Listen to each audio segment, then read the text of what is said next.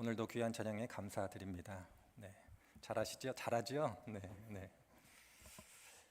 우리 성도님들 기도 많이 하신 것 같습니다. 주중에 날씨가 엄청 추웠는데 영하 7도, 8도까지 내려갔는데 오늘은 영상 12도라고 합니다. 20도 정도 올라갔으니 기도 많이 해주신 걸로 제가 그렇게 이해하고 감사의 말씀 드리도록 하겠습니다. 오시는데 그래도 좀 추우셨죠? 안 추우셨어요? 네, 교회 오는 발걸음이 안 춥다니 감사합니다. 네. 성도님들 한 주간 평안하고 행복하게 그렇게 살아가도록 기도하도록 하겠습니다. 제가 신학교 다닐 때에 저희 선생님들께서 종종 이런 말씀을 하셨습니다. 좋은 목사가 된다는 것은 능력 있는 사람이 되는 것은 아니다, 이렇게 말씀하시면서 좋은 목사는 양을 위해 죽을 수 있는 예수님의 마음을 가져야 된다, 선한 목자가 되어야 된다, 그렇게 말씀했던 기억이 납니다. 그러면서 선생님께서 하신 말씀이 이를 위해서는 다른 방법이 없다, 기도해야 된다, 그렇게 말씀하신 기억이 납니다. 그럼에도 불구하고 선생님께서는 이렇게 또 말씀하셨습니다. 좋은 목자, 선한 목자가 되는 것이 가장 중요하지만 동시에 목사는 탁월한 신학자가 되어야 된다, 그렇게 또한 말씀을 하셨습니다. 탁월한 신학자가 되기 위해서는 평생 공부하는 것을 잊어서는 안 되고 무엇보다도 성경에 있어서 탁월한 하나님의 사람이 되어야 된다, 그렇게 말씀을 하셨습니다.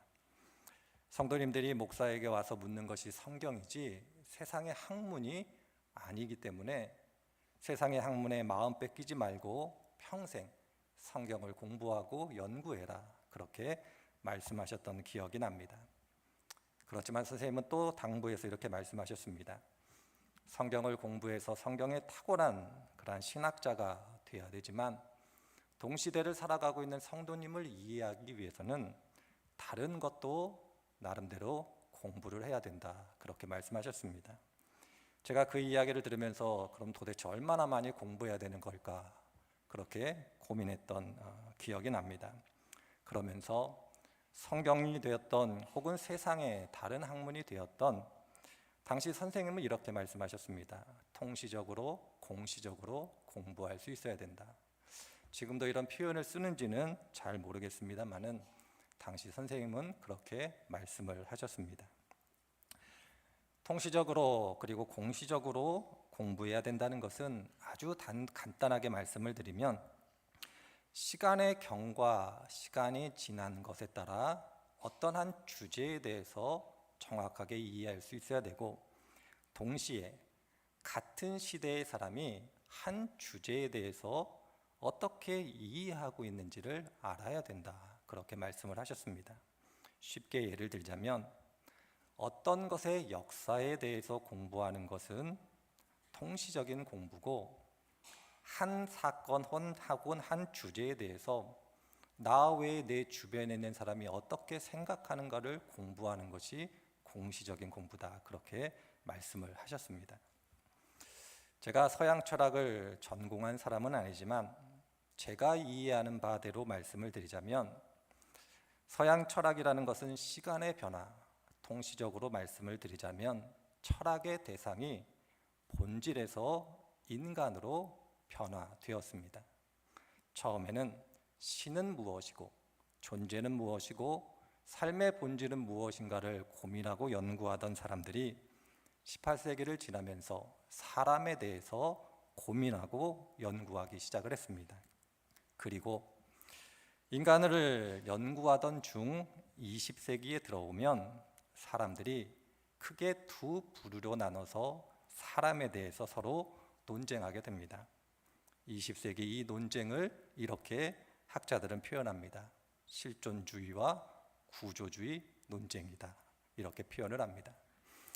표현은 좀 어렵습니다만 아주 쉽게 말씀드리자면 실존주의는 사람은 자기 자신의 삶을 선택하고 책임지는 존재고 자신의 삶을 개척해 나가는 존재다라는 것에 강조점을 둔 것이 실존주의적 사람에 대한 이해였고, 구조주의는 아니다. 사람이 선택하고 자신의 선택에 대해서 책임지는 것은 무의미하고 무가치하다. 사람은 그가 속하여 있는 사회에 따라 그의 삶이 구성되고 결정되는 것이다. 그렇게 이야기를 했습니다. 요새 젊은이들의 표현대로 얘기하면 이렇게 이야기할 수 있습니다. 실존주의는 한 개인이 성공하지 못하는 것은 노력하지 않아서 그렇다라는 겁니다. 노력하면 성공할 수 있다.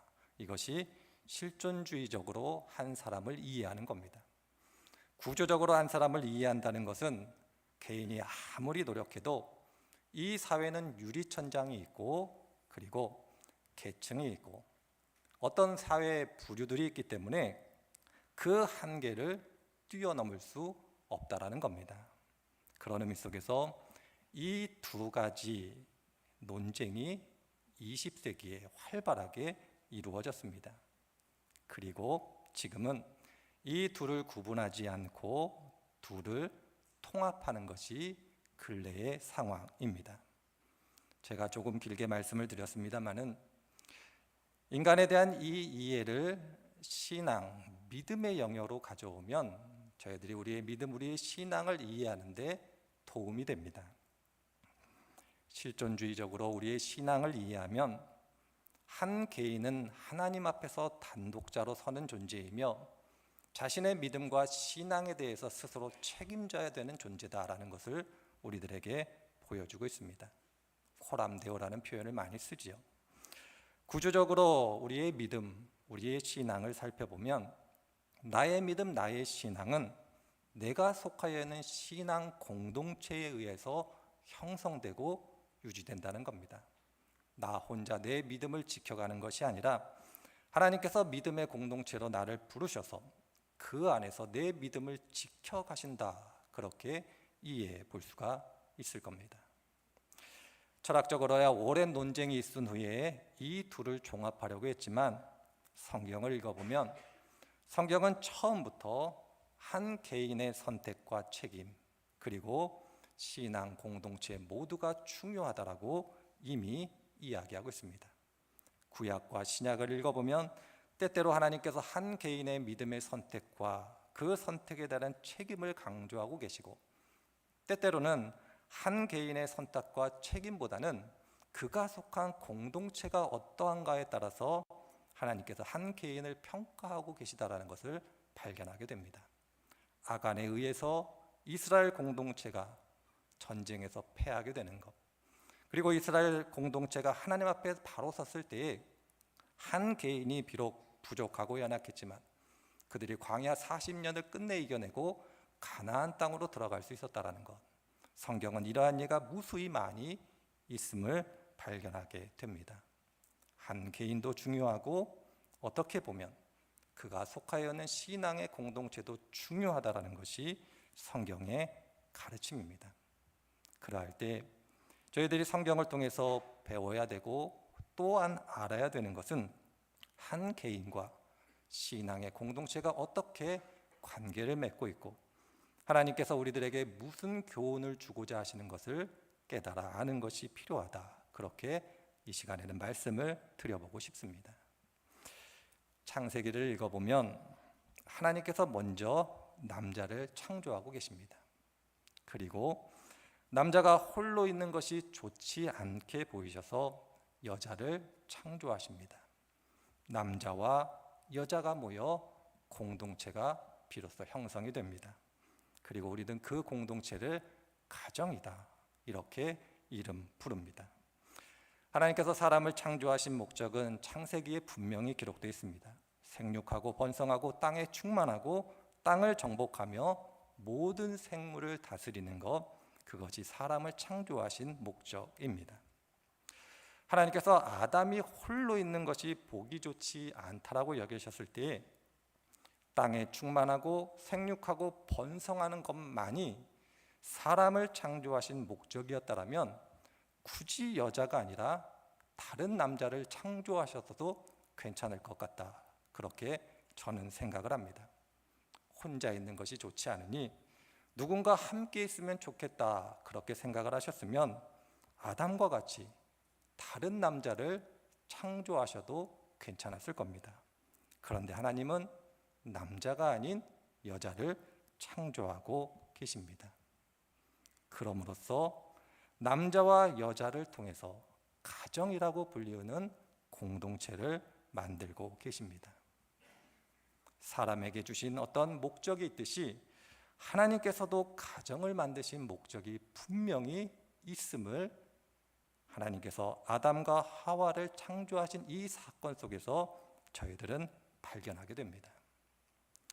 아담이 하와를 처음 본 장면 속에서 아담이 하와를 보면서 그가 고백한 고백 속에서 하나님께서 가정을 어떤 목적으로 창조하셨는지 그 목적을 알 수 있습니다. 아담이 하와를 보며 이렇게 이야기합니다. 내 뼈 중에 뼈요 살 중에 살이다. 이렇게 표현을 합니다. 아담의 고백을 통해서 알게 되는 하나님께서 가정을 창조하신 목적은 다른 것이 아닙니다. 남자와 여자는 둘이 아니요 하나이며 서로에게 어떤 것도 허물이 되지 않는 존재이며 어떤 경우에도 의지할 수 있는 존재가 바로 가정 안에서 남자와 여자를 통해서 이루어짐을 우리들에게 보여주고 있습니다. 위로와 평안, 안식이 되는 것, 서로에게 위로와 평안, 안식을 주는 것이 가정을 통해서 하나님께서 목적하신 바를 우리들에게 보여주고 있습니다. 이것을 저는 이렇게 좀 표현해 보고 싶습니다. 가정은 성부, 성자, 성령 삼위 하나님의 신비로운 연합을 구현하기 위해서 하나님께서 태초에 창조하신 겁니다. 바로 이 사실을 성경이 우리들에게 보여주고 있습니다. 우리들이 살아가고 있는 이 세상은 비록 타락했지만 일반 계시 속에서 하나님의 진리를 어느 정도 반영하고 있습니다. 그래서 가정을 바라보는 세상의 시선도 성경의 시선과 많이 유사한 것을 보게 됩니다. 가정에 대한 사전을 살펴보면 이렇게 정의를 내리고 있습니다. 가정은 다음과 같이 세상에서 정의를 내립니다. 부부를 중심으로 그 부모나 자녀를 포함한 집단과 그들이 살아가는 물리적 공간인 집을 포함한 생활 공동체를 통틀어 이루는 말, 이렇게 표현을 합니다. 좀 어려우시죠? 이것을 이렇게 쉽게 이해할 수 있습니다. 가정은 남편과 아내 간의 관계가 이루어지고 부모와 자식 간의 아름다운 관계가 있고 형제와 자매 간의 아름다운 관계가 유지되고 지속되는 것, 이것이 바로 가정이다. 그렇게 세상에서도 이해를 합니다. 삼위 하나님의 신비로운 연합이 이루어지는 곳이 가정임을 성경을 통해서도 그리고 세상을 통해서도 저희들이 알게 됩니다. 그런 의미 속에서 가정은 이 세상에서 가장 거룩한 곳임을 우리들에게 보여주고 있습니다. 그래서 예수님께서 십자가에서 달려 돌아가실 때에 자신의 영혼은 하나님께 부탁을 했고 자신의 어머니 되는 마리아는 그의 제자인 사도 요한에게 부탁하고 있는 것을 발견하게 됩니다. 예수님께서 자신의 어머니 되는 마리아를 부탁하며 한 이야기가 요한복음 19장에 이렇게 기록되어 있습니다. 어머니, 이 사람이 어머니의 아들입니다 하고 말씀하시고 그 다음에 제자에게는 자, 이분이 내 어머니시다 말씀하셨다. 그때로부터 그 제자는 그분을 자기 집으로 모셨다, 이렇게 이야기합니다. 예수님께서 자신의 어머니 되는 마리아를 요한에게 맡기시며 이제 너의 어머니다, 그렇게 말씀하는 장면을 십자가상에서 우리들은 발견하게 됩니다.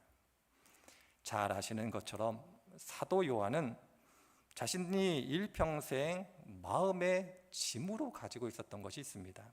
그것은 다른 사도들은 다 복음을 위하여 순교했는데 자기 자신만 순교하지 못했다라는 것에 대하여 큰 마음의 짐을 가지고 있던 사람이 바로 요한이었습니다. 그러나 예수님께서 그에게 마지막으로 부탁하신 것, 마리아, 자신의 어머니가 되신 그 마리아를 부탁하셨기 때문에 마음에 큰 짐이 있었지만 그것이 또 다른 소명으로 알고 마리아가 이 세상을 떠나는 날까지 정성스럽게 마리아를 섬겼던 것을 보게 됩니다. 어떻게 보면 마리아에게 있어서 요한 사도는 예수님을 대신하는 아들이었고 삶의 마지막 순간까지 위로와 평안, 안식을 얻을 수 있는 대상이 되었음을 우리들은 발견하게 됩니다. 가정이라는 것은 그런 의미 속에서 삼위 하나님의 신비로운 연합이 구현되는 세상에서 가장 아름다운 곳이다, 그렇게 말씀을 드릴 수 있을 겁니다. 그러나 인간이 타락하게 됩니다. 그래서 인간이 타락한 다음 이렇게 아름다운 가정이 되기를 바랬지만 때때로 가정에서 세상이 줄 수 없는 고통과 괴로움을 경험하기도 합니다. 세상에서 가장 힘든 곳이 될 수 있음을 저희들은 잘 알고 있습니다. 성경을 보니 최초의 살인은 가정에서 이루어졌습니다. 형 가인이 그의 동생 아벨을 죽인 겁니다. 오늘 함께 읽은 말씀, 이 말씀의 배경을 아는 것이 좀 중요합니다. 오늘 말씀의 배경은 무엇이냐면 예수님께서 하나님의 복음의 사역을 증거하게 되자 예수님의 가족이 예수님을 향하여 이렇게 이야기합니다. 바알세불에 집혔다. 쉽게 얘기하면 귀신 들렸다는 겁니다. 우리의 친척, 우리의 아들 예수라는 그 사람이 있는데 귀신 들려 저렇게 온 동네를 돌아다니고 있다. 우리들이 잡으러 가자 해서 잡으러 온 겁니다. 그것이 본문의 배경입니다. 우리들이 본문을 읽어보면서 예수님께서 좋은 말씀을 하신 것으로 이해하지만 이 말씀을 하신 배경 속에서는 예수님의 사역을 그의 가족들이 이해하고 있지 못합니다. 하나님 나라를 전하셨고 하나님의 사랑을 전하셨고 그에게 복음을 전하셨는데 그의 가장 가까운 가족들이 이해하지 못하고 있는 겁니다. 그런 의미 속에서 우리들이 살아가고 있는 가정은 두 가지 모든 면을 가지고 있다, 그렇게 말씀을 드릴 수 있습니다. 위로와 평안과 안식이 될 수 있지만 동시에 고통과 괴로움을 주는 곳이 가정일 수 있음을 우리들이 기억해야 할 겁니다. 이 양면성을 가장 잘 보여주는 한 가정이 있습니다. 바로 노아의 가정입니다. 홍수가 끝난 다음 노아가 술에 취해 벌거벗고 잠이 들었을 때에 성경을 보니 노아의 허물을 덮어준 것도 노아의 아들이고 노아의 허물을 비난한 것도 노아의 아들이었음을 발견하게 됩니다. 한 가정이었지만 노아에게 어떤 아들은 위로와 소망, 안식이 되었고 노아에게 어떤 아들은 고통과 괴로움의 원인이 되어졌음을 노아의 가정을 통해서 배우게 됩니다. 우리들이 살아가고 있는 이 세상, 이 현실 속에서 우리들이 가정 안에서 살아간다는 것은 이 두 가지 면이 있음을 우리들은 잘 알고 있습니다. 그러함에도 불구하고 사회에서 이런 표현을 종종 사용합니다. 피는 물보다 진하다. 많이 들으셨죠? 피는 물보다 진하다. 사용하는 맥락에 따라서 긍정적인 의미를 가질 수도 있고 부정적인 의미를 가질 수도 있습니다. 긍정이 되었던 부정이 되었던 이 표현이 의미하는 바는 다른 것이 아닙니다. 다른 사회적인 관계와는 가정 안에서 맺는 관계는 질적으로 다르다는 겁니다. 어떤 일이 있어도 어떤 경우에도 쉽게 끊어질 수 없는 것이 가족 간의 관계라는 겁니다. 인간으로 타락으로 인해 비록 하나님께서 원하신 그 가정의 모습은 상실했지만 그러나 여전히 가정은 다른 사회적인 관계에 비해서 독특함이 있고 끊어질 수 없는 가까움이 있음을 우리들은 알고 있습니다. 이것이 바로 가정의 모습입니다. 자, 그러할 때 하나님께서 만드신 공동체가 하나 더 있습니다. 그것은 바로 교회입니다. 우리들이 속하여 있는 신앙 공동체, 그것이 바로 하나님께서 만드신 또 다른 공동체입니다. 우리의 신앙의 선배들은 교회를 다양하게 설명을 했습니다. 하나님의 성전이다라고, 성령의 피조물이다라고, 혹은 그리스도의 몸이다라고 그렇게 표현을 했습니다. 그러나 오늘 예수님의 말씀을 통해 우리들이 알게 되는 것은 교회가 가정임을 예수님께서 말씀하고 계십니다. 예수님은 이렇게 말씀하십니다. 내 어머니와 내 동생들은 곧 하나님의 말씀을 듣고 행하는 이 사람들이다. 이렇게 말씀하고 계십니다. 예수님은 이렇게 말씀하시는 거죠. 내가 하나님을 아버지로 고백할 때에 하나님을 아버지로 고백하고 하나님의 말씀을 따라 순종하기를 살아가기를 원하는 그 모든 사람들이 나의 형제요, 자매요, 어머니요, 아버지요, 그렇게 말씀하고 계시는 겁니다. 그런 의미 속에서 교회는 가정이다, 그렇게 표현할 수 있을 겁니다. 옆에 있는 성도님들 한 가족으로 여기십니까? 어떻게 보이십니까? 그저 일주일에 한 번 만나는 분, 친하지만 그러나 가족과는 달리 그렇게 생각을 하고 계십니까? 하나님은 우리들에게 예수님을 통해서 말씀하십니다. 우리들의 신앙 공동체에서 만나는 누군가, 교회에서 만나는 누군가는 그저 가까운 사람이 아니라 나의 가족이다, 나의 형제요, 나의 자매요, 나의 어머니요, 나의 아버지요, 그렇게 가르쳐주고 있습니다.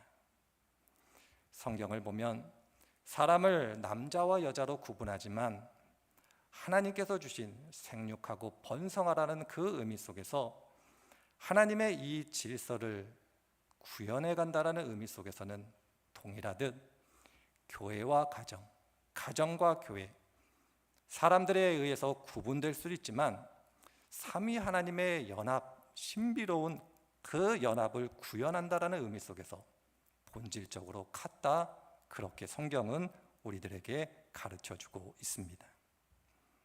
교회가 가정이라는 것, 그것은 다른 것을 의미하는 것이 아니라 교회 안에서는 본질적으로 가정처럼 위로와 평안과 안식이 주어지는 곳이다라고 우리들에게 성경이 이야기하고 있습니다.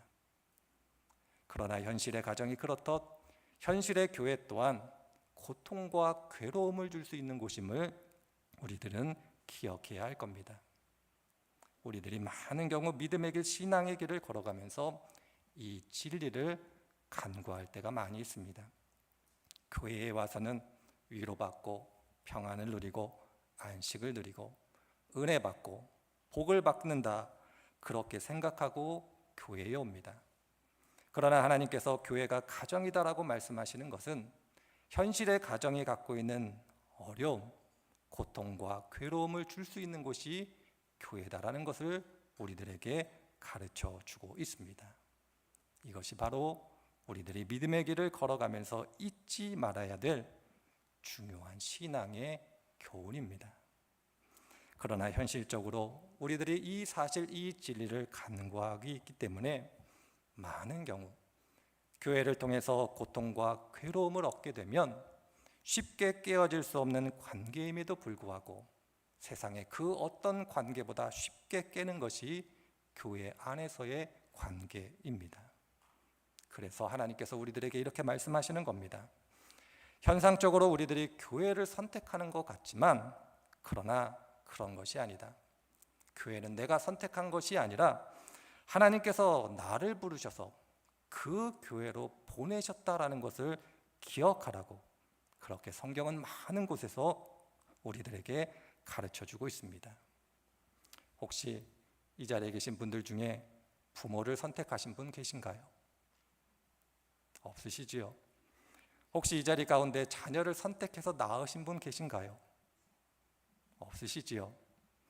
혹시 이 자리에 형제와 자매를 선택해서 내 형제 내 자매로 그렇게 삼으신 분 계십니까?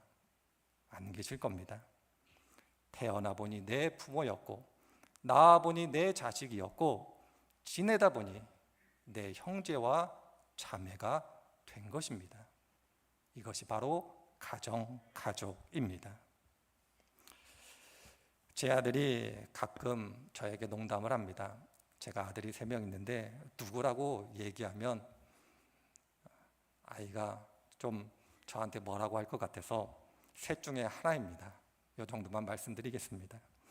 그 셋 중에 한 아이가 가끔 저에게 이렇게 농담을 합니다. 자신에게 꿈이 있더라고, 자신에게 소망이 있더라고. 그런데 그 자신의 꿈과 소망은 결코 이루어지지 않을 것 같더라고 이야기하며 저한테 이렇게 합니다. 자신의 꿈은 재벌 2세라고. 그래서 그 이야기를 듣고 제가 뭐라고 하신 줄 압니까? 나에게도 소망이 있다, 나에게도 꿈이 있다, 그런데 안 이루어질 것 같다. 그러면서 제가 그 아들에게 이렇게 합니다. 나의 꿈은 재벌 아버지다. 그렇게 이야기를 합니다. 그러면 우리 아들이 그렇게 얘기합니다. 나도 노력하고 자신도 노력할 테니 한번 해보자고. 그럼 제가 그렇게 얘기합니다. 노력해서 되겠냐고. 그러면 며칠 지나 다시 와서 또 이야기합니다. 나의 꿈이 재벌 2세라고. 여전히 반복되고 있습니다만은 그렇게 저희 아들과 지내고 있습니다. 우리 아들이 재벌 아버지를 선택할 수 없는 것처럼, 제가 재벌 아들을 선택할 수 없는 것처럼 가정은 내가 선택할 수 없는 겁니다. 성경에 의하면 내가 속하여 있는 교회도 이와 같습니다. 비록 내가 선택한 것처럼 보이지만 하나님께서 나를 부르셔서 필요가 있어 그 신앙의 공동체로 보내셨다라는 것이 성경의 가르침입니다. 그런 의미 속에서 교회가 가정이라고 예수님께서 하신 말씀은 교회 안에서 맺어지는 관계는 어떤 경우에도 쉽게 끊어지거나 깨어질 수 없는 관계, 어떤 경우에도 쉽게 끊어지지 않도록 그 관계를 튼튼하고 단단하게 해야 될 것임을 우리들에게 가르쳐주고 있습니다. 좋은 가정은 만들어서 우리들에게 주어지는 것이 아닙니다. 좋은 가정은 가족 구성원들이 만들어가는 겁니다. 좋은 교회 또한 만들어져 우리들에게 주어지는 것이 아닙니다. 좋은 교회 또한 우리들이 만들어가는 겁니다. 좋은 가정을 만들어가는 것이 쉽지 않듯 좋은 교회를 만들어가는 것도 쉽지 않습니다. 그래서 때때로 포기하고 싶은 때가 있는 것이 현실입니다. 그러나 하나님은 우리들에게 말씀하십니다. 너희들이 진실이 교회가 가정이다라는 것을 고백할 수 있다면 최선을 다하여 노력함으로 그 가정을 지키듯이 교회를 지키고 그 교회 안에서 내가 너희들에게 준 소명, 삼위 하나님의 신비로운 연합을 이루어가라고 그렇게 우리들에게 말씀하고 계십니다. 그래서 저는 성도님들에게 이렇게 말씀드리고 싶습니다. 많은 것이 있을 수 있지만 위하여 서로 기도하실 수 있는 분들이 되셨으면 좋겠습니다. 다른 많은 것들을 해야 하겠지만 가장 중요한 것은 누군가를 위하여, 내 옆에 있는 성도님들을 위하여 기도하는 것이다. 그렇게 말씀드리고 싶습니다. 기도는 마음이 담겨져 있기 때문에 그러합니다. 기도할 수 있다라는 건 마음이 있기 때문에 가능한 겁니다. 그를 위하여 기도할 수 있다라는 것은 그가 내 마음에 있어서 가능한 겁니다. 제가 성도님들에게 기도를 참 많이 강조합니다. 기도를 강조하는 이유는 단순히 기도하여 응답받자라는 의미만을 갖고 있는 것이 아닙니다. 내 마음에 누군가를 품어달라고 제가 부탁드리고 있는 겁니다. 그런 의미 속에서 하나님께서 우리들을 신앙의 공동체로 부르시고 신앙의 공동체 대신 교회가 가정이라고 말씀하실 때 내 가족을 내 마음에 품고 위하여 하나님께 기도하듯 나와 함께 신앙의 길을 걸어가는 내 옆에 있는 장로님, 권사님, 집사님, 성도님들을 마음에 품고 기도하실 수 있는 분들이 되시기를 바랍니다. 오늘 저희들이 당회로 모이게 됩니다. 작년 12월을 생각하면 참으로 감사할 것뿐입니다. 성도님들 한 분 한 분들께서 저희 대신 교회를 가정으로 여겨주셨기 때문에 가능하다, 그렇게 말씀드리고 싶습니다. 위하여 기도했고 누군가의 연약함이 허물이 되지 않았고 누군가의 연약함이 오히려 소망이 되었기 때문에 오늘 이 자리에 함께 모여 예배드릴 수 있고 함께 당회로 모일 수 있게 되었음을 먼저 하나님께 감사드리고 성도님들께 감사의 말씀을 드립니다. 저는 저희 교회가 가정과 같은 교회가 되어 서로를 위하여 기도하고 서로를 위하여 격려하며 내가 속하여 있는 이 신앙의 공동체가 참으로 하나님께서 나에게 허락해 주신 복된 자리임을 마음에 새길 수 있는 분들이 되시기를 바랍니다. 주일날 성도님들 만나면 반갑고 기쁘시죠? 저도 그렇습니다. 제가 다음 주부터 할 수 있을지 안 할 수 있을지 모르겠습니다만은 우리 권사님, 장로님 뵙고 어머님, 아버지 이렇게 부를 수 있는지는 잘 모르겠습니다만은 한 분 한 분들께서 신앙 안에서 믿음 안에서 함께 믿음의 길을 걸어가시는 분들을 나의 가족으로 그렇게 여기실 수 있는 복된 분들이 되시기를 주님의 이름으로 축원을 드립니다. 우리 합심하여